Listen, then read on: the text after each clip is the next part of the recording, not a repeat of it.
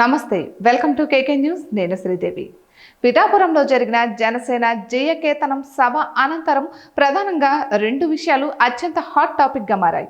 అందులో ఒకటి హిందీ భాషపై తమిళనాడును పవన్ నిలదీసిన విషయం కాగా మరొకటి పిఠాపురంలో పవన్ కళ్యాణ్ గెలుపునకు తామే కారణమని ఎవరైనా అనుకుంటే అది వాళ్ళ కర్మ అంటూ నాగబాబు చేసిన వ్యాఖ్యలు. పవన్ హిందీ తమిళనాడు వ్యాఖ్యలు, నాగబాబు చేసిన కర్మ వ్యాఖ్యలు ప్రస్తుతం సోషల్ మీడియా వేదికగా హల్చల్ చేస్తున్నాయి. నెట్టింట ఈ రెండు విషయాలపై సరికొత్త చర్చ మొదలైంది.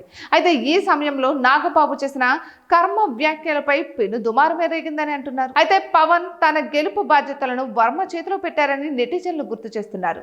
ఆ సమయంలో పవన్ కళ్యాణ్ గెలుపు కోసం వర్మ చాలా కష్టపడ్డారని, పవన్ పోటీని తన పోటీగా భావించి ఫైట్ చేశారనేది పలువురు స్థానిక టీడీపీ కార్యకర్తలు, వర్మ అభిమానుల మాటగా ఉంది. అలాంటి సమయంలో నాగబాబు చేసిన కర్మ అనే వ్యాఖ్యలను పలువురు కృతజ్ఞత లేని వ్యాఖ్యలుగా చూస్తున్నారని నెట్టింట పోస్టులు దర్శనమిస్తున్నాయి. ఇక మరోపక్క హిందీ తమిళనాడు అంశంపై పవన్ చేసిన వ్యాఖ్యలపై స్పందించిన ప్రకాష్ రాజ్, మీ హిందీ భాషను మా మీద రుద్దకండి, మీ హిందీ భాషను మా మీద రుద్దకండి అని చెప్పడం ఇంకో భాషను ద్వేషించడం కాదు, స్వాభిమానంతో మా మాతృభాషను, మా తల్లిని కాపాడుకోవడం అని పవన్ కళ్యాణ్ గారికి ఎవరైనా చెప్పండి ప్లీజ్ అని ట్వీట్ చేశారు.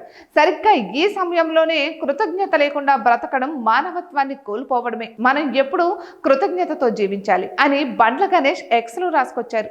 ఇక దీంతో ఈ ట్వీట్ మా ఎన్నికల్లో ప్రకాష్ రాజు ప్యానెల్ కు మెగా ఫ్యామిలీ మద్దతు ఇచ్చిన విషయాన్ని ప్రస్తావిస్తూ ప్రకాష్ రాజుని ఉద్దేశించే బండ్ల గణేష్ చేసి ఉంటారు అని మరికొంతమంది తమ అభిప్రాయాన్ని వివరిస్తున్నారు. ఆ కామెంట్ సెక్షన్ లో మాత్రం ఇది నాగబాబును ఉద్దేశించి చేసినట్లుగా అభివర్ణిస్తున్నారు నెటిజన్లు. ఇక ప్రస్తుతం ఈ ట్వీట్ నెట్టింట హల్చల్ చేస్తోంది.